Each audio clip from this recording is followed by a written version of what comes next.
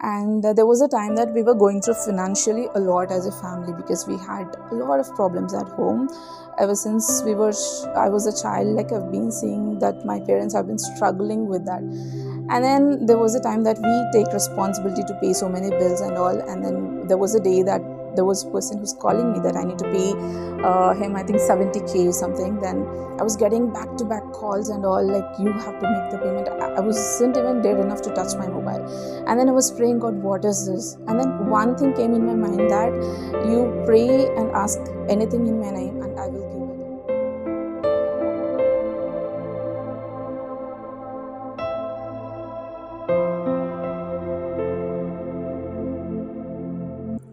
Hello everyone, this is Monica Jesse Paul. So firstly, if I had to talk, like, I'm a born Christian.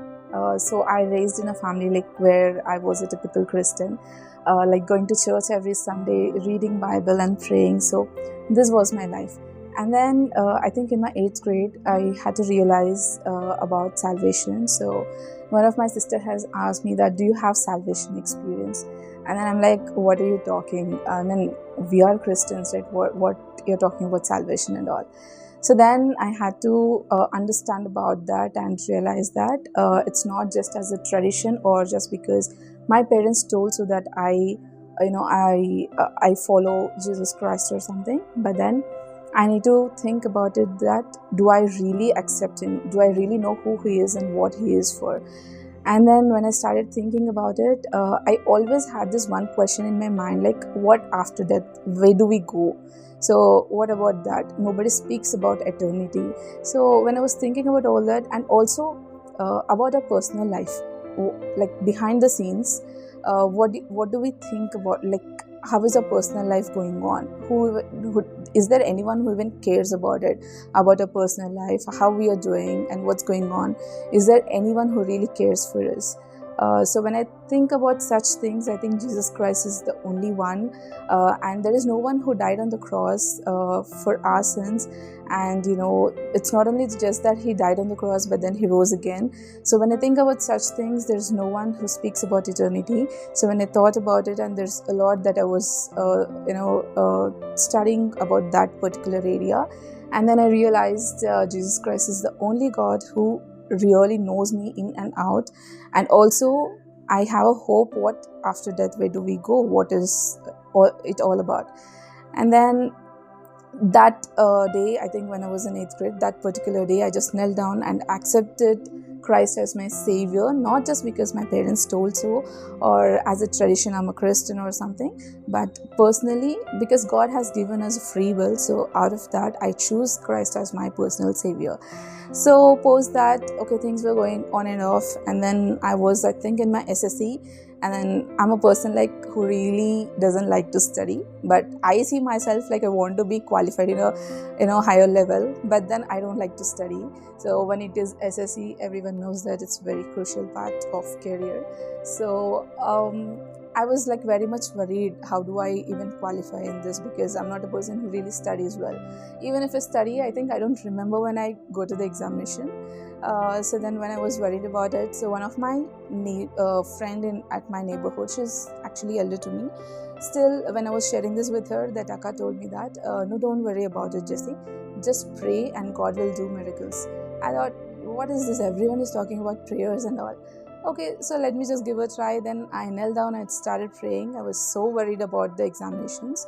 And then when I prayed, like, I think I did only one day batting, and then amazingly I've qualified with a very great percentage that I can never even dream about it. So I was at that good percentage, and that's where I personally experienced first time in my life about the power of prayer. And then I started my spiritual journey. Yes, it was going well. And then all of a sudden, I think when I was in my plus 2, I got a dream that one of the in one of the sermon in an auditorium, so one of the pastor was preaching, and then there was a huge crowd, and then he called out my name saying that God has chosen you. And that dream just literally felt like it wasn't a dream, it was so realistic for me. And then midnight around 3 or 4, I just woke up, and then it was like shocking me, like what has just happened. So we do get so many dreams, but we really don't take it seriously. But there are few dreams, like when God really speaks to us, I think that will really hit us deep within. So that's what has happened that day for me. And then I started spending time with God, knowing that God, what this dream is all about. And then God started speaking to me through the word of God, saying that He's going to take me to great heights and He's going to use me in an amazing way. Then I understood the meaning and value of it, and then I started growing with the Lord day by day. And there was a part of time that where I need to get baptized. So I think that really encouraged me, and there was a lot of things happen in my spiritual life that I was encouraged to get baptized, and that was done. So as a Christian, getting salvation and getting baptized, okay, now everything is done. Can I just sit back and relax? No, that cannot happen, because that is the moment where like the real war, the real battle starts actually. So then there was so many temptations were coming around. I had worldly friends around me, so I just fell apart. I started walking away from God, and all these things were happening. And then I thought, God, what is this happening? Like the fire which I had before, it wasn't there in me. Then again, like I got encountered with God, and then I had to pray and again get back to that spiritual life. And then God started using me in ministry amazingly when I was in my degree. Since 2013, I think I started being in ministry. So I used to go to many places, and then I was part of kids ministry, youth ministry, and all. So that was going well and good. And then when I was working, when I started working, there was a time that I'm a localite, I'm a Hyderabadi, but then I couldn't travel from here to my place. So it was due to some reasons I couldn't travel. So I had to stay in PG. So being a localite, staying in PG is like what? Literally, that's a very awkward thing for people who think like, why is she staying? There's so many questions come in, and society talks like literally in a different way. The society looks at me in a different way. And then I had to stay in PG, but there's something inside my heart that God was speaking to me that you have to go there. I'm like, God, why is this happening to me? Even when I told my parents, they're like, are you mad? Like, why are you even going to PG? We have a good home and all. But then, I don't know, there's so many things that were, like really burdened in my heart. I have to go, and I couldn't travel, and my health was also not supporting to travel every day. So for that reason, I had to stay in PG, and amazingly, God started using me in that place, to comfort many people, to let them know about the truth and all.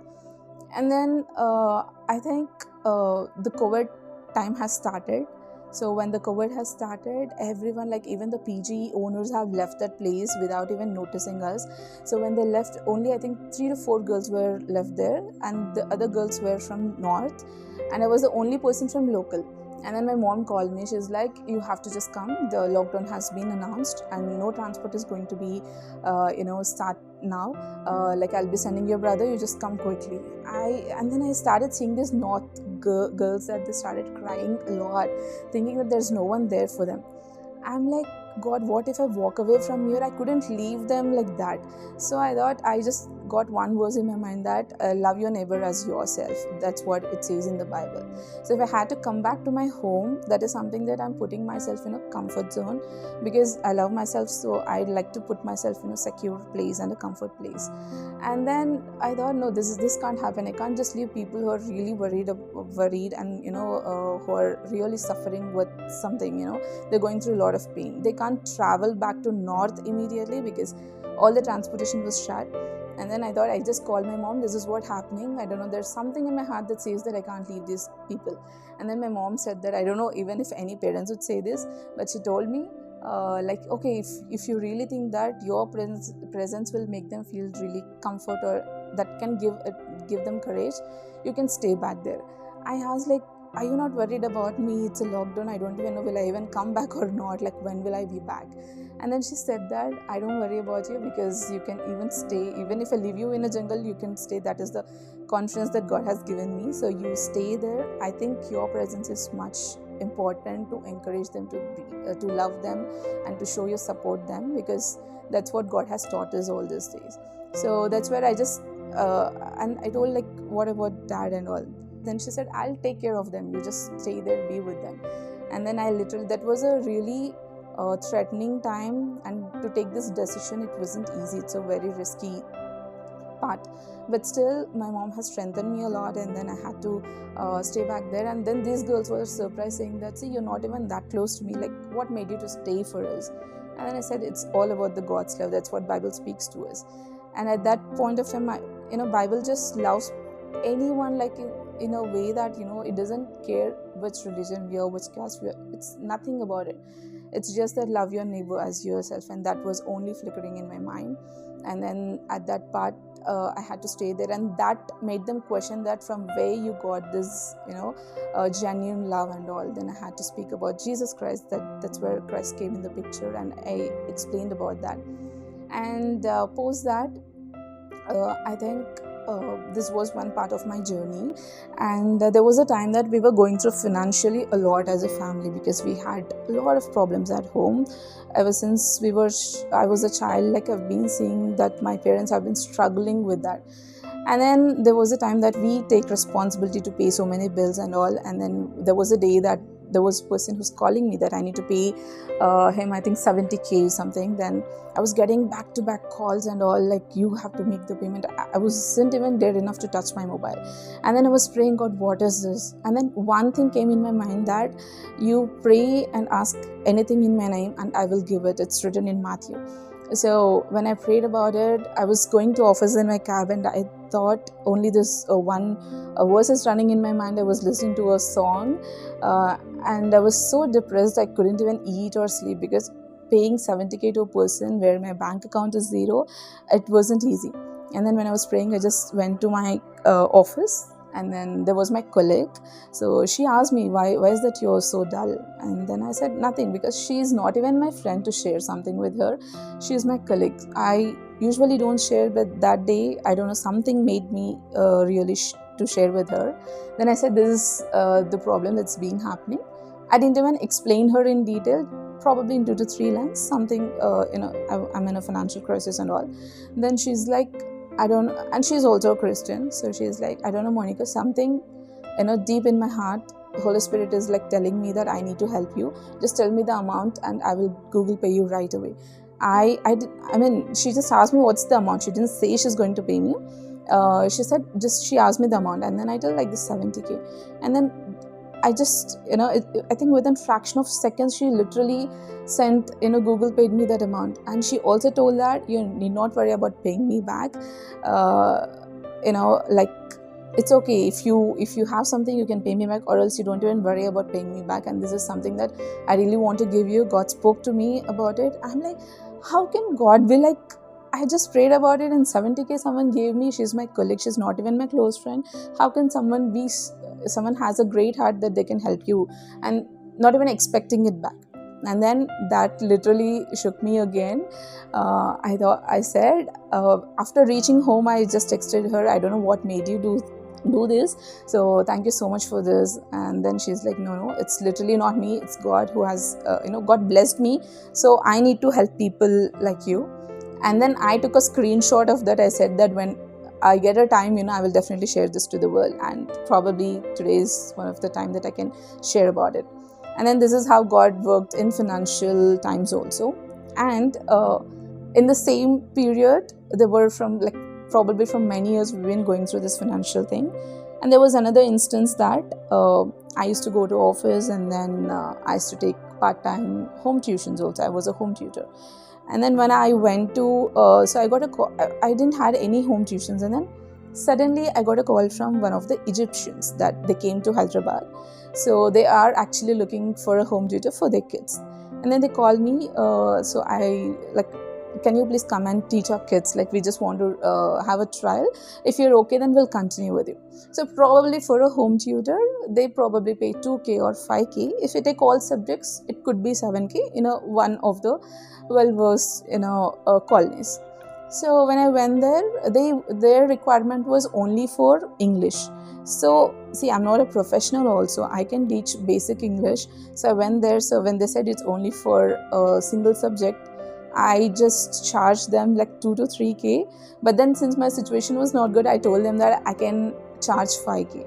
And then I don't know what happened to that Egyptian family. The parents came down to me, they spoke to me. I mean, they don't even know English, they don't know Hindi, they don't know any language. And even to communicate with them, I need to translate through Google and then talk to them. So when I came down, they spoke to me personally. They said, there's something about you that we really want to pay even more than you're asking. So they said, we have 2 kids, we are going to pay 20K for you. I'm like, what? Are you mad? Like, I mean, for just for one subject 20K, see, I don't deserve that much. These kids don't even know ABCD also. So starting from basics, just teaching words and phrases, 20K, I think it doesn't make that much sense, and I wasn't even willing to take that amount. But then they're like, no, we really like the way you were talking to us, and there's something about you that is making us to give this amount, and right now I'm ready to give 20K. I said, no, just see 1 month. If you're happy, then we'll think about it. But they were like, no, right now we want to give this cash to you. So that's what they told. And then after a couple of days, they said that they have another kid as well, and just for teaching English basics, and they paid me 30K, which is like beyond imagination. I think logically it doesn't make sense, I understand, but when God works, this is how logically, naturally, facts and all, nothing comes into the picture. So then when I went to their home for the trial period, so my bank account was of 9 rupees, I guess. And then this is how God has blessed me. So when I was returning back, and then I thought, God, if you're going to do amazing things, I think you should also give me strength so that I can digest all these facts as well. So that's how amazingly many things have happened in my life. And then these two were like something, it still, makes me feel that how can this be possible? And then I think I taught them for almost 4 to 5 months. They were in India for 4 to 5 months. And the way they treated me was literally just amazing. I almost had a 5-star hotel, kind of a treatment at their place. So that too, I think the tuition, the classes were only for Monday to Friday. And again, I have Saturday, Sunday week off as well. So it is something like really impossible, it seems to be, but that has been a great time. So yeah, when we pray, I think God is just so great and amazing that He will answer us in any way. So that's how God has did so many miracles in my life. And coming back to like my problem at home, like my father has been diagnosed with so many surgeries at home. Even for that, we went to hospital with 0 rupee, and then I think we almost spent 30 to 40 lakhs. God knows how did we spend so much, and how did someone help us so much. Still, that too, we got him diagnosed in one of the best hospitals. So there were so many things that were happening in our life. I can still say that we're still stuck in few places, but still God's love has never failed in our life. He has always been there for us. We just pray, and the power of prayer works in an amazing way. So that's how it has been. And I think like God's love is just so speechless that I sometimes I even fall short of words to explain. So these are the few things that has happened in my life. Maybe in the coming days I would share more also. So yeah, and one thing I want to share for the current generation is that never leave God's hands, always cling to Him. And because we are in a generation, we are in a society that where we get influenced by the social media so much, and we are under comparison, pressure, and so many things. So these things will actually make us slowly put us walk away from God without even we realizing it. So that shouldn't happen. We need to be very cautious when we are in the presence of God, when we spend time with God. That really changes everything. And one thing what has transformed me before accepting Christ and after that is like I had so many questions about the eternity, about peace, about so many problems, and Bible speaks about everything. For any question I have answered in the Bible. So that has been a great experience for me. So yeah, never leave God, always cling to Him. So this is one of the greatest parts in my life. So all glory to God. So I hope this testimony would reach many people, and it encourages for people who are in the same way that they have been going through like me. So yeah, God is there to do great things. Just cling to Him. So yeah, thank you so much for giving this opportunity.